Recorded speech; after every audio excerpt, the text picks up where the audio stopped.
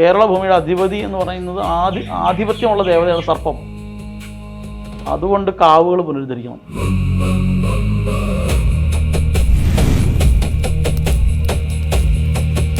നിങ്ങളുടെ ധർമ്മദേവത പോയവൻ വെറും ഏഴാങ്കൂലിയാണ്. അവനെ വേറൊരു മൂർത്തി വിശ്വാസത്തിലെടുക്കില്ല. നിങ്ങളൊരു ഉപാസന ചെയ്തിട്ട് കാര്യമില്ല. പിന്നെ അങ്ങോട്ടും ഇങ്ങോട്ടും എഗ്രിമെൻ്റ് ഉണ്ട്. ഞങ്ങൾ നോക്കുമ്പോൾ അമ്മ നോക്കിക്കോണം, ഞങ്ങൾ നോക്കുന്നില്ല, നോക്കില്ല.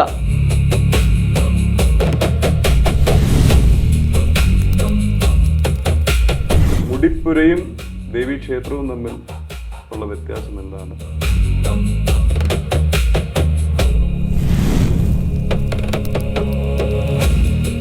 കുടുംബക്ഷേത്രം, നിങ്ങളുടെ കാവ്, നിങ്ങളുടെ ഇലങ്ക, നിങ്ങളുടെ വെച്ചാരാധന, നിങ്ങളുടെ ദേവാലപ്പന എന്ന് പറയുന്നത് നിങ്ങളുടെ അധീനതയ്ക്കപ്പുറം നിങ്ങളിൽ അതിന് മുകളിലൊരു താന്ത്രികനില്ല. ആ കുടുംബത്തിലെ 4 വയസ്സുകാരൻ കുട്ടി വിളക്ക് കത്തിച്ചാൽ മതി.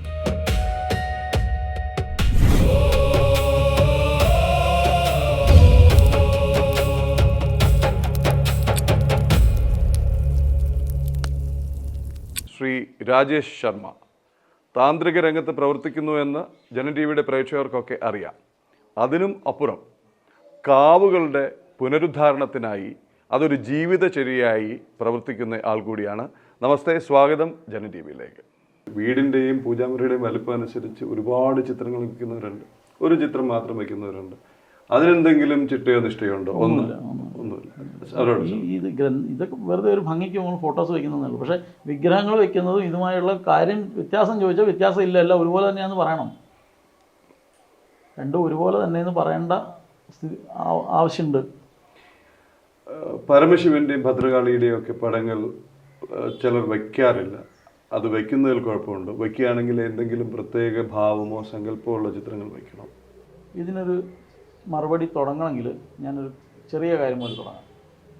നമ്മൾ പാറശാല മുതൽ കാസർഗോഡ് വരെയുള്ള കേരളത്തിലെ മുഴുവൻ കുടുംബങ്ങളും ഇറസ്പെക്റ്റീവ് ഓഫ് അവരുടെ ഗോത്രം, ജാതി നോക്കാതെ നമ്മൾ നോക്കിയാൽ ഒരു ജീവൻ മുക്തനെങ്കിലും ഇല്ലാത്ത ഒരു കുടുംബവും ഇല്ല.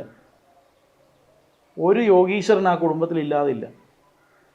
എവിടെ പോയാലും കാണാം യോഗീശ്വരൻ, ഇല്ലേ? ഉണ്ടായിട്ടില്ലേ? അപ്പോൾ ഈ ജീവൻ മുക്തനായിട്ട് അവരെ തീർക്കാൻ, ജീവൻ മുക്തനായി അവരെ മാറ്റാനായിട്ട് സാധിപ്പിച്ച ദേവതകളാണ് ഈ പറഞ്ഞതൊക്കെ. ഇതിനെ കുറച്ച് ആഢ്യമായിട്ട് ആരാധിച്ചിരുന്ന കോവിലങ്ങൾ പോലുള്ള സ്ഥലങ്ങളിലൊക്കെ അവർ വേറെ ഒരു പദ്ധതിയിൽ കൂടെ, വൈദികമായ പൂജയിലൂടെയും ഒക്കെ ആയിരിക്കും. പക്ഷേ എല്ലാവരും ആരാധിച്ചിരുന്ന ആരാധനാ പദ്ധതിയെ സ്വീകരിച്ചിട്ട് അവർക്ക് ഫലത്തെ കൊടുത്ത ആളാണ് അവർ, അല്ലേ? അപ്പോൾ അവർക്ക് അതിനെ ഭയപ്പെടുന്നവരെ നമ്മൾ പിന്നെ എന്ത് വിളിക്കണം?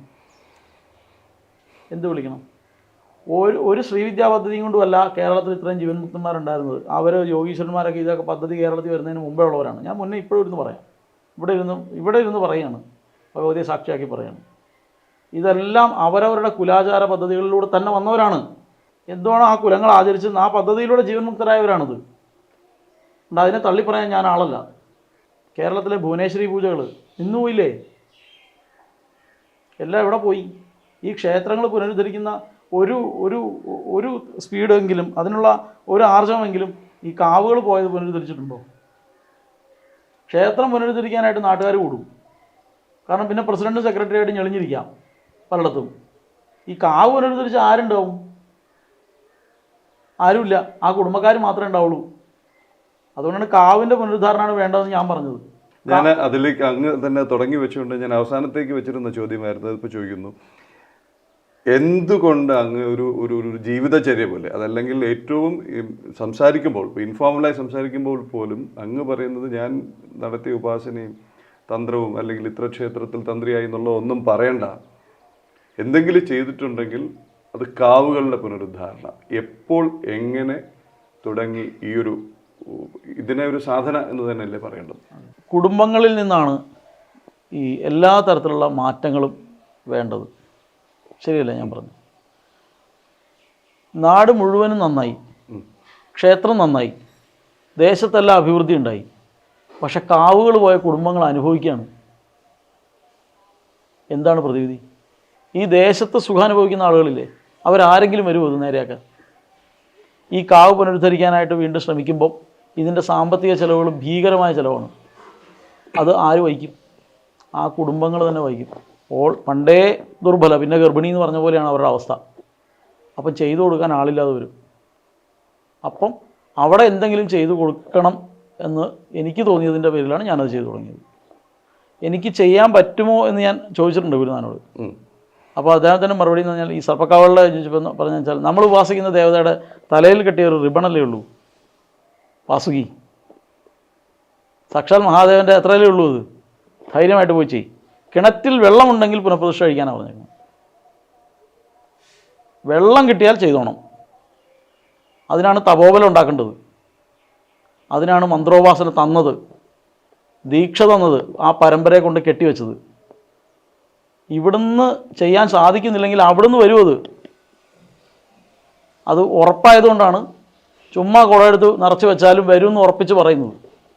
കാരണം ഇതിൻ്റെ അധികാരി ഞാനല്ല, അത് പരമ്പരയാണ്. അവർ നിറച്ചോളും, കലശാക്കിക്കോളും, അവർ പ്രതിഷ്ഠയാക്കിക്കോളും, എടുത്തു വെച്ചാൽ മതി. ആ ഉറപ്പ് തന്നിട്ടുള്ളതുകൊണ്ടാണ് ഈ പണിക്ക് നിൽക്കുന്നത്. അപ്പോൾ ചിലവുകൾ കുറയ്ക്കാം കുറേ.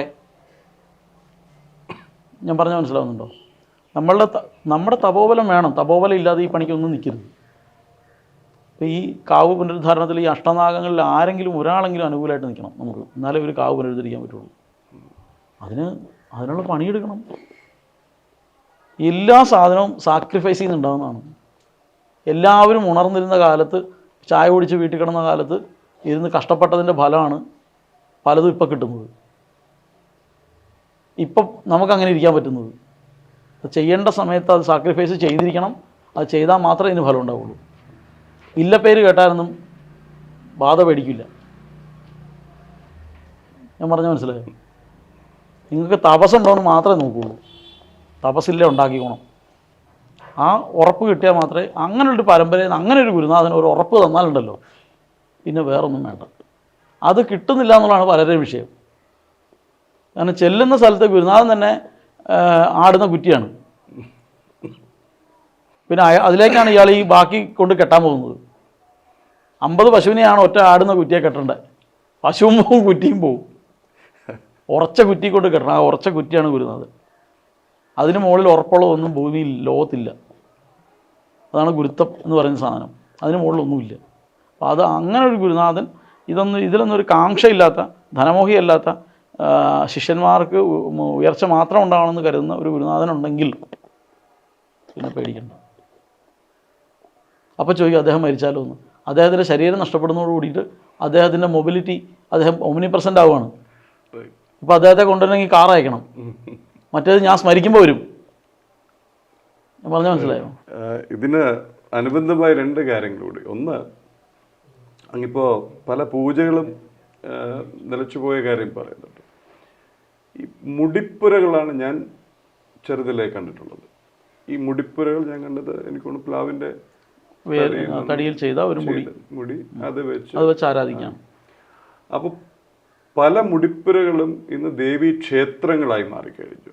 അപ്പോൾ എന്താണ് ആ ഒരു മാറ്റം? അതങ്ങനെ ഇപ്പം ഇതിനെക്കുറിച്ച് അഭിപ്രായം പറയാൻ ഞാൻ ആളല്ല, പക്ഷെ ഞാൻ പലപ്പോഴും അമ്പരന്നിട്ടുള്ള കാര്യമാണ്. അപ്പോൾ മുടി ഇപ്പോൾ പുറത്തായി, അല്ലെങ്കിൽ എഴുന്നള്ളിക്കാൻ മാത്രമായി പുതിയ ശിലയിലുള്ള വിഗ്രഹം തീർത്ത് പുനഃപ്രതിഷ്ഠ, വലിയ ക്ഷേത്രങ്ങൾ നിർമ്മിച്ച് ശിലയിലെ വിഗ്രഹം സ്ഥാപിച്ച് ആ ദേവീക്ഷേത്രം എന്ന് പറയുന്നത്. അപ്പോൾ മുടിപ്പുരയും ദേവീക്ഷേത്രവും തമ്മിൽ ഉള്ള വ്യത്യാസം എന്താണ്? അതൊരു സ്വാഭാവിക പരിണാമമാണോ? എല്ലാം കാലമാണ് മാറ്റുന്നത്. സത്യത്തിൽ കാലത്തിൻ്റെ അനുസരിച്ചുള്ള മാറ്റമാണ്, കാലത്തിനനുസരിച്ചുള്ളൊരു മാറ്റമാണ് വന്നിരിക്കുന്നത്. പക്ഷേ അത് വരേണ്ടിയിരുന്നില്ല എന്നാണ് എൻ്റെ അഭിപ്രായം, വ്യക്തിപരമായ അഭിപ്രായം. ഇലങ്കങ്ങളും കാവുകളും മുടിപ്പുരകളും അത് പദ്ധതിയായിട്ട് തന്നെ നിലനിർത്തി പോകണമായിരുന്നു. നമ്മളുടെ ഏറ്റവും വലിയ ഭംഗി എന്ന് പറയുന്നത് ഈ ഡൈവേഴ്സിറ്റിയാണ്. നമ്മളെല്ലാത്തിനെയും കൂടെ ഒന്നാക്കാൻ പോയാൽ ഈ ഡൈവേഴ്സിറ്റി പോവും. കിട്ടിക്കൊണ്ടിരുന്ന പല ആനുകൂല്യങ്ങളും നഷ്ടപ്പെടും. ചിലപ്പോൾ കുറച്ച് ഭംഗിയും കുറച്ചുകൂടെ ആളുകളും കുറച്ചുകൂടെ ആൾ വരുന്ന ക്ഷേത്രവും മഹാക്ഷേത്രമായിട്ട് മാറുമായിരിക്കും. പക്ഷേ ഇതിനെ ആശ്രയിച്ച് കഴിഞ്ഞിരുന്ന പല കുടുംബങ്ങൾക്കും ദുരിതം ഉണ്ടായിട്ടുണ്ട്. എന്നാൽ ഒന്നും ആവാതെ നേരെയായ സ്ഥലവുമുണ്ട്. വളരെ അപൂർവമായിട്ടുണ്ടായിട്ടുണ്ട്. ചില കാവുകൾ അമ്പലങ്ങളായപ്പോൾ നന്നായിട്ടുണ്ട്. പക്ഷെ ഒട്ടുമിക്ക സ്ഥലങ്ങളിലും ഉണ്ടായത് ദുരിതമാണ്. ആ കുടുംബങ്ങൾക്ക് ദുരിതം ഉണ്ടാവുകയാണ് ചെയ്തത്. ഇപ്പം ഇതിൻ്റെയൊക്കെ തിരിച്ചുവരവിൻ്റെ കാലം നടന്നുകൊണ്ടിരിക്കുകയാണ്. ഇപ്പോൾ പല പദ്ധതികളും അതിൻ്റെ പദ്ധതി മാറ്റിക്കൊണ്ടിരിക്കുന്നു. അവർ വേണ്ടാന്നുള്ള അവരുടെ കുടുംബത്തിൽ തന്നെ ഉള്ള. ഞാൻ എപ്പോഴും പറയുന്നത്, നിങ്ങളുടെ കുടുംബക്ഷേത്രം, നിങ്ങളുടെ കാവ്, നിങ്ങളുടെ ഇലങ്കം, നിങ്ങളുടെ വെച്ചാരാധന, നിങ്ങളുടെ ദേവാലപ്പര എന്ന് പറയുന്നത് നിങ്ങളുടെ അധീനതയ്ക്കപ്പുറം നിങ്ങളിൽ അതിന് മുകളിലൊരു താന്ത്രികനില്ല. ആ കുടുംബത്തിലെ 4 വയസ്സുകാരൻ കുട്ടി വിളക്ക് കത്തിച്ചാൽ മതി, നിങ്ങളുടെ DNA ആയിട്ട് കണക്റ്റഡ് അത്. വേറൊരാൾ വന്ന് അവിടെ പായസം വെച്ചാലും ഈവൻ കോരി ഒഴിക്കുന്ന വെള്ളത്തിൻ്റെ ഗുണം അതിനുണ്ടാവില്ല. ആ ഭഗവതി പറയും, എനിക്ക് ആ കുഞ്ഞിൻ്റെ കയ്യിൽ നിന്ന് ഒരു ഗ്ലാസ് വെള്ളം കിട്ടിയാൽ മതി എന്ന് പറയും. നിങ്ങളുടെ ഈ പായസവും പാൽപ്പായസമൊന്നും അത് നമ്മൾ കാറ്ററിംഗുകാരന് കൊണ്ട് നമ്മളെ അമ്മയ്ക്ക് സദ്യ കൊടുക്കുന്ന പോലെ ഇരിക്കും. അവനവനുണ്ടാക്കി ഒരു ഉപ്പുമാവ് ഉണ്ടാക്കി കൊടുത്താലും അത് മതി എന്ന് പറയും. അതുപോലെ തന്നെ ഇതും വരും. അപ്പോൾ ആ കുടുംബത്തിൽ ഞാൻ പറഞ്ഞില്ലേ, നമ്മുടെ അടുത്ത് വരുന്നുണ്ട്, നവീകരിക്കാൻ വരുന്നുണ്ട്. നമ്മൾ നവീകരിച്ചിട്ടുണ്ട്.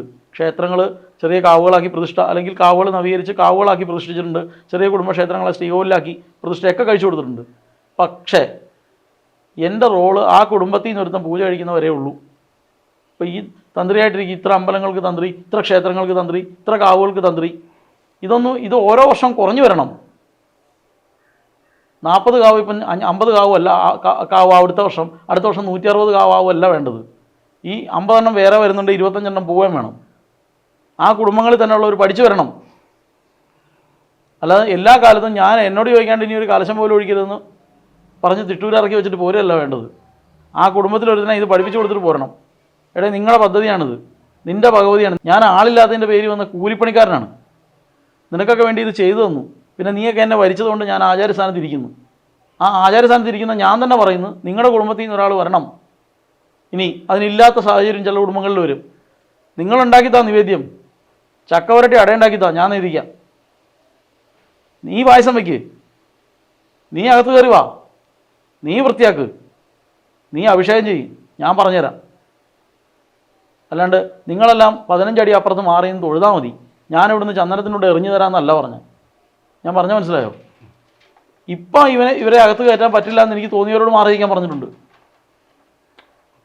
മദ്യപിച്ച് വരിക, കുളിക്കാതെ വരിക, നനയ്ക്കാതെയും കുളിക്കാതെ ഇതിനകത്തോട്ട് കയറാൻ വരിക, അവരുടെ ആണെന്ന് അവർക്ക് കൂടി തോന്നുന്ന മൊമെൻറ്റില്ലേ, ആ മൊമെൻ്റ് ഉണ്ടാക്കുന്നതാണ് ഒരു താന്ത്രികൻ്റെ ബലം എന്ന് പറയുന്നത്. ഈ ഭഗവതി ഞങ്ങളുടെയാണ് എന്ന് അവർക്ക് തോന്നുന്ന നിമിഷമാണ് നമ്മൾ സക്സസ് ആയത്. അല്ലാതെ ആ ഭഗവതിക്കൊരു പൂജയുണ്ട്, ആ തിരുമേനി വരണം ഇനിയിപ്പോൾ എന്ന് ചിന്തിച്ചുകൊണ്ടിരിക്കുന്നിടത്ത് നമ്മൾ പരാജയമാണ്. പിന്നെ ഇതിൽ നിന്ന് കഞ്ഞി കുടിക്കാം, ഇതിൽ നിന്ന് സ്വർണം തിന്നാന്ന് വിചാരിക്കരുത്. കഞ്ഞിക്കുള്ള വക തരും. ഇതുകൊണ്ട് നടന്നു പോകും. കല്ലിനും നെല്ലിനും പണ്ട് പൂജ കഴിക്കരുതെന്ന് പറയും. അകത്തിരിക്കുന്ന കല്ലാണെന്ന് വിചാരിച്ചിട്ടും ഇതെനിക്ക് തിന്നാനുള്ള മാവുണ്ണാനുള്ള വകയാണെന്ന് വിചാരിച്ചിട്ടും ഈ പണിക്ക് നിൽക്കരുത്. ഇത് ദക്ഷിണ പിന്നീട് പുറകെ വരുന്ന സാധനമാണ്. പൂജയാണ് ആദ്യം. ഞാൻ പറഞ്ഞു മനസ്സിലായോ? അതുകൊണ്ട് നമ്മൾ നമുക്കറിയാവുന്ന പദ്ധതി ഉപയോഗിച്ചായിരിക്കും നമ്മൾ നവീകരിച്ചത്. പക്ഷെ അങ്ങനെ നവീകരിക്കുമ്പോഴും ആ ദേവതയോട് പറയണം, ഈ കുടുംബത്തിലെ ഒരുത്തനെ ഞാൻ ഭഗവതിക്ക് സേവ ചെയ്യാനായിട്ട് ഞാനിവിടെ ആക്കും, അതുവരെ മാത്രം എന്നെ കണ്ടാൽ മതി എന്ന് പറഞ്ഞ് ചെയ്തു നോക്കിയേ. ആ കുടുംബത്തിൽ നിന്ന് ഒരുത്തനുണ്ടായി വരും. എത്ര തലതെറിച്ച് കിടന്നവന് നേരെയായി വരും. പിന്നെ ആ ദേവതയുടെ ഉത്തരവാദിത്തമായി. ഞാൻ പറഞ്ഞു മനസ്സിലായോ? അത് വരാണ്ട് വരുമ്പോഴാണ് 1000 പൂജ നമ്മൾ വെളിയിൽ നിന്ന് ഒരുത്തനെ കൊണ്ട് കഴിപ്പിച്ച് ലക്ഷാർച്ചന നടത്തിയാലും ശരി, ഇത് ചൊവ്വയാവില്ല. അപ്പോൾ ദുരിതം ഉണ്ടാവും. അപ്പം സമൂഹാരാധനയ്ക്ക് ചില മൂർത്തികളെ പറ്റിയല്ല. ചില മൂർത്തികളെ രഹസ്യമായി അവനവൻ്റെ സ്വകീയമായ പദ്ധതിയിൽ ഉപാസിക്കേണ്ടതാണ്. അത് രഹസ്യമായിട്ട് തന്നെ സൂക്ഷിക്കേണ്ടതുണ്ട്. അപ്പം നിങ്ങളിവിടെ വരുന്നു, നമ്മളിപ്പോൾ ഈ തേവാരപ്പര കണ്ടു, ഇവിടെ ഭഗവതി ഉണ്ടെന്നല്ല, അല്ലെങ്കിൽ ഉപാസിക്കുന്നുണ്ടെന്ന് എല്ലാവർക്കും അറിയാം, ഭഗവതി ഇരിപ്പുണ്ട്. പക്ഷേ പുറത്ത് പറയാതെ ഉപാസിക്കുന്ന മൂർത്തികളുമുണ്ട്. അത് സ്വകീയ പദ്ധതിയാണ്, ആരോടും പറയാതെ ചെയ്യുന്നത്, പുറത്ത് പറയില്ല. ഞാൻ പറഞ്ഞാൽ മനസ്സിലായോ? എല്ലാ കാര്യവും എല്ലായിടത്തും വിളിച്ചു പറയാനുള്ളതല്ല, പറയാവുന്ന അത്ര വരെ പറയാം. പിടികിട്ടിയോ? ഇപ്പോൾ പലയിടത്തും എന്ത് പറ്റിയെന്ന് വെച്ചാൽ, അങ്ങനെ രഹസ്യമായിരുന്ന മൂർത്തികൾ വെളിച്ചാടി. ഒരു ഗന്ധർവൻ്റെ കഥയുണ്ട്, ഐശ്വര്യ ഗന്ധർവൻ്റെ, നമ്മുടെ സുഹൃത്തിനെ ബന്ധപ്പെട്ട്. വീടിനുള്ളിൽ നിലവറയ്ക്കകത്തിരുന്നു. വെള്ളപ്പൊക്കം വന്ന സമയത്ത് നിലവറയ്ക്കകത്ത് വെള്ളം വന്നെന്ന് പറഞ്ഞ് നിലവറയിൽ നിന്ന് എടുത്ത് അറയ്ക്കകത്താക്കി. കാലാന്തരത്തിൽ ചെതൽ പിടിച്ചപ്പം അറയിൽ നിന്ന് മുറിയിൽ നിന്ന് അടുക്കളയിലായി. വീട് പൊളിച്ച് എല്ലാം അണുകുടുംബങ്ങളായിട്ട് ഡിവൈഡ് ചെയ്ത് പോയി. തറവാട് ഡിവൈഡ് ചെയ്ത് പോയപ്പം ഒരാൾക്ക് ഓഹരി കിട്ടി, ഗന്ധർവനിരിക്കുന്ന അടുക്കളയും ഇതും കൂടെ കിട്ടി. പുള്ളി എന്തോ ചെയ്തു, ഒരു വാർക്ക വീട് പണിതു. ഇത് പൊളിഞ്ഞു പോയാൽ വീഴാൻ തുടങ്ങി. അപ്പം സാമ്പത്തിക പ്രശ്നങ്ങളും തുടങ്ങി. കാരണം ധർമ്മദേവതയുടെ അവസ്ഥ ഇതായപ്പം പിന്നെ അറിയാമല്ലോ അവരുടെ അവസ്ഥ തന്നെ. ധർമ്മോ രക്ഷതി രക്ഷിതാന്നാ. ധർമ്മത്തെ രക്ഷിക്കാത്തവനെ പിന്നെ ധർമ്മം രക്ഷിക്കുമോ? അവസാനം ഇവൻ ധർമ്മക്കാരനായി, അതാണ് അർത്ഥം. ഉണ്ടായിരുന്ന വീടും 5 സെൻറ്റ് സ്ഥലമായി. ജോലിക്ക് വേണ്ടി വിദേശത്ത് അവിടെയൊക്കെ പോകേണ്ടി വന്നു. അവസാനം ഈ ഐശ്വര്യ ഗന്ധർവനെ ഒരു കുരിയാല പണിത് പറമ്പിൻ്റെ അങ്ങേ അറ്റത്ത് വെച്ചു. കാലാന്തരത്തിൽ റോഡായി. അവിടെ ഒരു മുറുക്കാങ്കടയും വന്നു. കംപ്ലീറ്റ് ആൾക്കാരും മുറുക്കി തുപ്പുന്നത് എവിടെയാണ്? തുപ്പുന്നവനൊന്നും ദോഷമില്ല, പക്ഷെ വെച്ചവനില്ലേ, തുപ്പാനായിട്ട് വെച്ചു കൊടുത്തവൻ എവിടെ ഇരുന്ന ഗന്ധർവനാണെന്ന് ആലോചിക്കണം. നിലവറയ്ക്കകത്ത് എന്തിനാണ് ഒരു സാധനം നമ്മൾ നിലവറയെ സൂക്ഷിക്കുന്നത്? എന്തിനാണ് സൂക്ഷിക്കുന്നത്? പുറത്ത് കാണണ്ടെന്ന് വിചാരിച്ചിട്ടാണ്. ആ പുള്ളി എന്തായി? ധർമ്മക്കാരനാക്കി റോഡിൽ കൊണ്ടിരുത്തി. എന്നിട്ട് അവിടെ മുറുക്കാങ്കടയും വന്ന് അവിടെ എല്ലാം മുറുക്കി തുപ്പും. ഇവിടെ അടുത്ത് തന്നെ സ്ഥലമൊക്കെ, ഞാൻ പറയുന്നില്ല ആൾക്കാരെയൊന്നും. ഈ ഗന്ധർവൻ, ഈ ധർമ്മദേവത ഇനി ഇവർക്ക് ഗുണം ചെയ്യണമെന്നാണ് പറയുന്നത്. ചെയ്യുമോ? ഇനി ഇത് ഗുണം ചെയ്യണമെങ്കിൽ വീടിനകത്ത് രഹസ്യമായിട്ട് ഇപ്പം ഉണ്ടായ മാലിന്യങ്ങളെല്ലാം ശുദ്ധിയാക്കി അതിന് പരിഹാരങ്ങളൊക്കെ ചെയ്ത് കലശമൊക്കെ ആടി ഭംഗിയാക്കി ക്ഷമ പറഞ്ഞ് അദ്ദേഹത്തിൻ്റെ കാല് പിടിച്ച് തിരിച്ചവിടെ പ്രതിഷ്ഠിച്ച് ആചരണ പദ്ധതി എന്തായിരുന്നോ അത് പുനഃസ്ഥാപിക്കണം. അല്ലാതെ മൂകാംബികയെ പോയി ചണ്ഡ്യാഹോമം നടത്തിയാലും ശബരിമലയിൽ 41 ദിവസം വ്രതം എടുത്ത് മല ചവിട്ടിയാലും ഗുരുവായൂരപ്പന് സ്വർണ്ണക്കിരീടം കൊടുത്താലും പത്മനാഭസ്വാമിയുടെ അവിടെ പോയി ശയനപ്രദർശനം നടത്തിയാലും മാറില്ല. മാറുമോ? മാറില്ല. അവനവൻ്റെ ആരൂഢം ധർമ്മദേവത അവിടെ ഇരിക്കുക. യഥോ ധർമ്മസ്തതോ ജയാന്നാണ്. ധർമ്മം ഉള്ളിടത്തേ ജയം ഉണ്ടാവുള്ളൂ. ഒരു ദേവതയും നിങ്ങളെ കൂട്ടു നിൽക്കില്ല. നിങ്ങളെ രക്ഷിച്ചോളാമെന്ന് ഈ കണ്ട ദേവതകൾ ആരും വാക്ക് തന്നിട്ടില്ല. ഉണ്ടോ? നിങ്ങൾക്ക് വാക്ക് തന്ന ഒറ്റ ദേവതയാണ് നിങ്ങളുടെ ധർമ്മദേവത. നീ എന്നെ രക്ഷിക്കുമ്പോൾ ഞാൻ നിന്നെ രക്ഷിക്കാം. പഴയ ഭാഷാമന്ത്രങ്ങളിലുണ്ട്, ഞാൻ നിന്നെ സേവിക്കുമ്പോൾ നീ എനിക്ക് വശമായിരിക്കുക സ്വാഹ. അങ്ങോട്ടും ഇങ്ങോട്ടും എഗ്രിമെൻ്റ് ഉണ്ട്. ഞങ്ങൾ നോക്കുമ്പോൾ അമ്മ നോക്കിക്കോണം, ഞങ്ങൾ നോക്കുന്നില്ലേ നോക്കില്ല. പക്ഷെ ഞങ്ങൾ വീണ്ടും നോക്കി തുടങ്ങി, ആചരിച്ചു തുടങ്ങി, നോക്കി തുടങ്ങും. പക്ഷേ ഈ കണ്ട മൂർത്തികൾ ആരും എന്തെങ്കിലും ഒരു ഷോർട്ട് നോട്ടീസ് പരിപാടികൾ നടത്തി തരുമെന്നല്ലാതെ നിങ്ങളുടെ ധർമ്മദേവത പോയവൻ വെറും 7-ാം കൂലിയാണ്. പിന്നെ അവനെ വേറൊരു മൂർത്തി വിശ്വാസത്തിലെടുക്കില്ല. നിങ്ങളൊരു ഉപാസന ചെയ്തിട്ട് കാര്യമില്ല പിന്നെ. കാരണം നിങ്ങൾ ഉപാസിക്കേണ്ടിയിരുന്ന, മുമ്പ് ഉപാസിച്ചിരുന്ന മൂർത്തിയോട് സത്യവിരോധം ചെയ്തിട്ടാണ് നിങ്ങൾ ഇരിക്കുന്നത്. ഇനി നിങ്ങൾ ശ്രീവിദ്യ എന്നല്ല ഏത് പദ്ധതി നിങ്ങൾ പോയാലും മുമ്പ് ചെയ്ത സത്യവിരോധം അവിടെ ഇരിക്കുന്നിടത്തോളം കാലം പുതിയൊരു അനുഷ്ഠാന പദ്ധതിയിലൂടെ നിങ്ങൾക്ക് മുക്തി ഉണ്ടാക്കാൻ പറ്റില്ല. ഇത് തുടങ്ങണം, ഇതാചരിക്കണം. ഇതാചരിച്ച കൂടെ ഇത് കൊണ്ടുപോകുമോ? അപ്പോൾ ആ ദേവത തന്നെ കൂടെ നിൽക്കും. അതിരാത്രം നടന്ന സമയത്ത് മഴ പെയ്യോ ഇല്ലയോ എന്ന് സംശയമായി.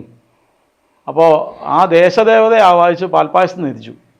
സത്യം പറഞ്ഞാൽ ഒരു വൈദികമായ ഹോമത്തിനിടയ്ക്ക് ഇങ്ങനെ ഒരു മൂർത്തി ഉപാസന തന്നെ പറ്റില്ലാത്തതാണ്. വൈദിക പദ്ധതിയിൽ മൂർത്തി ഉപാസന ഇല്ല. പക്ഷേ യാഗം നടന്ന് മഴ പെയ്തില്ലെങ്കിലും തേവർ വിചാരിച്ചാൽ മഴ പെയ്യും. മഴ പെയ്തില്ലേ മാനം പോവും. ഞാൻ പറഞ്ഞാൽ മനസ്സിലായോ? അപ്പം അങ്ങനെ വേണം ഉപാസിക്കാൻ. അത്ര അചഞ്ചലമായ വിശ്വാസം വേണം. ഇതൊന്നും നടന്നില്ലെങ്കിലും എൻ്റെ തേവർ വിചാരിച്ചാൽ ഇത് പെയ്യും. നിൽക്കേണ്ടതാണെ നിൽക്കും. അത് പറ്റുമോ? അത് പറ്റണമെങ്കിൽ ധർമ്മദേവതയിൽ അതുപോലെ ഹോൾഡ് വേണം. അവർ വിചാരിച്ചാൽ ഇവനെ തൊടാൻ പറ്റില്ല. പിന്നെ ഇതെല്ലാം കൊണ്ട് കളഞ്ഞിട്ടാണ് നിങ്ങൾ എന്ത് ചെയ്യണത്? ഈ കണ്ട പണി മുഴുവൻ എടുക്കുന്നത്. ഇനി പറ, ഇത് നന്നാവുമോ മോശമാവുമോ? ഇനി പറയൂ, നിങ്ങൾക്ക് എന്തുകൊണ്ട് ദുരിതം വന്നു? നിങ്ങൾ ഇത്രയും അനുഷ്ഠാനം ചെയ്തിട്ടും ജപിച്ചിട്ടും തലകുത്തി നിന്നിട്ടും എന്തുകൊണ്ടാണ് നിങ്ങൾക്ക് ദുരിതം വന്നത്? കൈലാസ ദർശനം ചെയ്തിട്ട് നിങ്ങൾക്ക് ഗതി കിട്ടാത്ത എന്താണ്? ഗേയർ ശ്രാദ്ധം ചെയ്തിട്ട് നിങ്ങളുടെ പിതൃക്കൾക്ക് പ്രീതി വരാത്ത എന്തുകൊണ്ടാണ്? എന്തുകൊണ്ടാണ് നിങ്ങളുടെ ഈ തലമുറ നശിച്ചു പോയത്? എന്തുകൊണ്ടാണ് ഇവിടെ നല്ല കുടുംബങ്ങളിൽ നല്ലപോലെ പാൽപ്പായസം കൊണ്ട് ജീവിച്ച കുഞ്ഞുങ്ങൾ കാരുടെ പോയി പാത്രം കഴുകുന്നതിനാണ്? എങ്ങനെയാണ്? എന്തുകൊണ്ടാണ് ഇവിടെ നിലനിൽപ്പില്ലാണ്ടായി പോയത്? നിങ്ങളുടെ ദേവത നിലനിൽക്കുന്നില്ല. അതാണ്. ആ ദേവതയെ നിലനിർത്തണം. ആ ദേവത നിലനിന്നാൽ മാത്രമേ നിങ്ങൾക്ക് നിലനിൽപ്പുള്ളൂ. ഏറ്റവും പ്രധാനം ഈ കേരള ഭൂമിയുടെ അധിപതി എന്ന് പറയുന്നത് ആധിപത്യമുള്ള ദേവതയാണ് സർപ്പം. അതുകൊണ്ട് കാവുകൾ പുനരുദ്ധരിക്കണം. ഒരു കാവ് പോലും നശിച്ച് കേരളത്തിൽ കിടക്കരുത്. എല്ലാം കൊണ്ടുവരണം. പഴയ പദ്ധതി, പാട്ടുള്ള സ്ഥലത്ത് പാട്ട് കൊണ്ടുവരണം. സർപ്പബലി ഉണ്ടായിരുന്നിടത്ത് സർപ്പബലി കൊണ്ടുവരണം. രണ്ടും ഉള്ളിടത്ത് രണ്ടും വേണം. തുള്ളൽ നടത്തിക്കൊണ്ടിരുന്ന സ്ഥലത്ത് തുള്ളൽ തന്നെ നടത്തണം. പാലും പഴവും നേദിച്ചിരുന്നിടത്ത് അത് മതി. പക്ഷേ എന്തായിരുന്നു മുമ്പെന്ന് അറിയില്ലെങ്കിൽ തൽക്കാലം പാലും പഴവും നേദിച്ച് തുടങ്ങാം. പാട്ട് പിന്നെ വരട്ടെ. പിന്നീട് ദേവത തന്നെ ആവശ്യപ്പെടട്ടെ, അതനുസരിച്ച് നമുക്ക് മാറ്റാം. ഞാൻ പറഞ്ഞ മനസ്സിലായോ? വാമാചാരത്തിൽ ഗുരുതി നടത്തുന്ന സ്ഥലമാണോ? ശരി, ഗുരുതി നടത്തണം. ഇവിടെ എന്താ നടത്തുന്നതെന്ന് അറിയില്ല. തൽക്കാലം പായസം നേദിക്ക്, ഗുരുതി വേണമെങ്കിൽ ഭഗവതി പറയും, അന്ന് നടത്താം.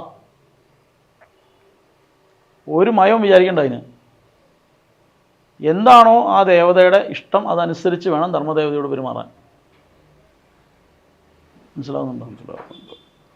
ഈ അന്നദാനത്തിൻ്റെ ഒരു പ്രാധാന്യം ക്ഷേത്ര പദ്ധതിയിൽ അന്നദാനത്തിന് എന്താണെന്ന് വെച്ചാൽ ഈ ചൈതന്യം വർദ്ധിപ്പിക്കാനായിട്ട് പറഞ്ഞിരിക്കുന്ന കാര്യങ്ങളിലൊന്ന് ഉത്സവം, സമയക്രമം, ഉത്സവം, ആചാര്യ ദിവസം, ആംനായജം എന്നൊക്കെ പറഞ്ഞൊരു ശ്ലോകമുണ്ട്. അതിൽ പറഞ്ഞിരിക്കുന്നതാണ്, ഉത്സവത്തിൻ്റെ കൂടെ പറഞ്ഞിരിക്കുന്നതാണ് അന്നദാനം. അപ്പോൾ അന്നദാനം പാവങ്ങൾക്ക് മുന്നിൽ വേണം, പാവപ്പെട്ടവർക്കാണ് കൂട്ടേണ്ടത്. അല്ലാതെ പാൽപ്പായസം കൊണ്ട് വന്നവന് പിന്നെയും ചോറ് വിളമ്പരുന്ന ഓരോരുത്തരുടെ പരസ്യം കാണാം. എൻ്റെ പൊന്നു സുഹൃത്തുക്കളെ, വൈശ്വാനരൻ എല്ലാവരുടെയും ഒന്നാണ്. ഈ വൈശ്വാനരനിലേക്ക് പോകുന്ന ആഹൂതിയാണിത്. ഇത് ദഹിച്ചതിന് ശേഷം എങ്ങനെയാണോ ഹോമകുണ്ടത്തിൽ ദഹിച്ച, അഗ്നിയിൽ ദഹിച്ച സമിത്തുക്കൾ സൂക്ഷ്മരൂപത്തിൽ അന്തരീക്ഷത്തിൽ വ്യാപിച്ച് പ്രവർത്തിക്കുന്നത്, അതുപോലെ നിങ്ങളുടെ വയറ്റിലേക്ക് പോയ ആഹാരമില്ലേ, അത് ദഹിച്ചിട്ട് അതിൻ്റെ സൂക്ഷ്മരൂപങ്ങൾ നിങ്ങളുടെ മനസ്സിലും ബുദ്ധിയിലും പ്രവർത്തിക്കും. അപ്പോൾ ദേവതാപ്രസാദമായ അന്നം എന്ത് ചെയ്യും? അതിൻ്റെ സൂക്ഷ്മാംശം എന്താണ്? ആ ദേവതയുടെ പ്രസാദമാണ്, ചൈതന്യമാണ്. അത് നിങ്ങൾ വ്യാപിക്കും. അത് പിച്ചക്കാർക്ക് മാത്രം മതിയോ? പിന്നെ ഉണ്ട് ഇല്ലാത്തവനെ കൊണ്ടുവരാൻ പറഞ്ഞാൽ ഇപ്പം കേരളം മുഴുവൻ തപ്പിയാൽ 10 പേരെ കിട്ടാൻ പാടാം. 2 രൂപയ്ക്ക് അരിയും ഒക്കെ കിട്ടുന്നുണ്ട്.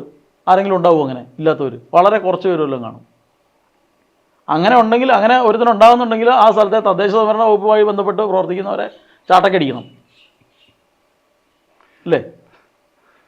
അല്ലാതെ ഉത്സവം നടത്തുന്നത് പാവങ്ങൾക്ക് മുന്നിൽ വേണം, മറ്റവർക്ക് കൊടുക്കരുത്, അങ്ങനെയൊന്നും അല്ല. അത് ഉത്സവത്തിലുള്ള അന്നദാനം എല്ലാവർക്കും വേണ്ടതാണ്. ഈ ഉത്സവ ബലികളൊക്കെ നടത്തി കഴിഞ്ഞാൽ അതിൽ വരുന്ന മാതൃകല്ലിൽ തൂവുന്ന ഹവിസ് ഉൾപ്പെടെയുള്ള ഹവിസുകൾ എടുത്ത് അന്നദാനത്തിന് ഉപയോഗിക്കുകയാണ് പതിവ്. അന്നദാനത്തിൻ്റെ കൂടെ ചേർക്കും, ആ ഊണ് അവർ കഴിക്കും.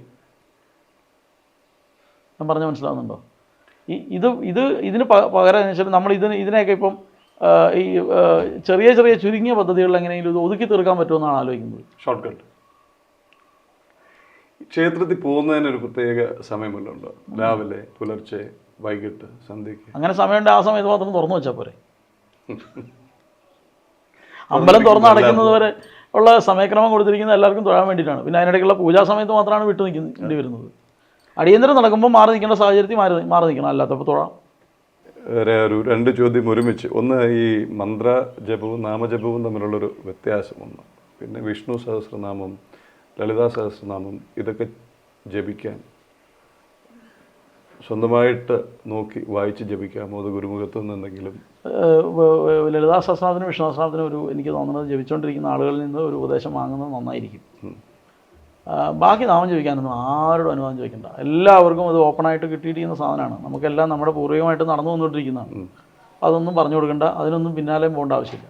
പക്ഷേ സഹസ്രനാമങ്ങൾ ജപിക്കുമ്പോൾ എനിക്ക് തോന്നുന്നത് അതിനകത്ത് ന്യാസങ്ങളും മറ്റു കാര്യങ്ങളും ഒന്ന് മനസ്സിലാക്കണമെങ്കിൽ ഒരു ആചാര്യനോട് തന്നെ ഒരു അഭിപ്രായം ചോദിച്ച് അദ്ദേഹത്തെ കണ്ടതൊന്ന് മനസ്സിലാക്കിയിട്ട് ജപിക്കുകയാണെങ്കിൽ അതിൻ്റെ ആ ഒരു വഴി പെട്ടെന്ന് ശരിയായി കിട്ടും. അതല്ലാതെ ജപിച്ചാലും കാലാന്തരത്താണ് ഇതെല്ലാം വരും. ഇപ്പം ന്യാസമൊന്നും മനസ്സിലാവുന്നില്ല, ചുമ്മാ ചൊല്ലിപ്പോയാലും ഏതെങ്കിലും ഒരു സമയത്ത് ആരെങ്കിലും വന്നത് ഇതിങ്ങനെയല്ല മോളെ, ഇങ്ങനെ ചെയ്യണം എന്ന് പറഞ്ഞു കൊടുക്കും. അത് ഉറപ്പായിട്ടും വരും. പക്ഷെ അതിനു മുമ്പ് ആ ഒരു കാലത്തിന് വേണ്ടി വെയിറ്റ് ചെയ്യുന്നതിൽ നല്ലത് ആദ്യം തന്നെ ഒരു ഉപദേശം വാങ്ങിയ പ്രശ്നം കഴിഞ്ഞല്ലോ. വേണ്ടതാണ്. ചോദിക്കാൻ ചോദ്യങ്ങൾ ഒട്ടേറെയുണ്ട്. എത്ര മണിക്കൂർ വേണമെങ്കിലും സംസാരിച്ചിരിക്കാം ഇദ്ദേഹവുമായി. എന്തായാലും സമയപരിമിതി, അദ്ദേഹത്തിൻ്റെ സൗകര്യം ഒക്കെ കണക്കാക്കി സംഭാഷണത്തിൻ്റെ ഈ ഒരു എപ്പിസോഡ് അല്ലെങ്കിൽ ഈ ഒരു ഇന്നിങ്സ് അദ്ദേഹം പറഞ്ഞ പോലെ തൽക്കാലം ഇവിടെ നിർത്തുന്നു. തുടർന്നും ജനം TV സമീപിക്കും. തുടർന്നും സംഭാഷണത്തിനായി തയ്യാറാവുക. നമസ്തേ.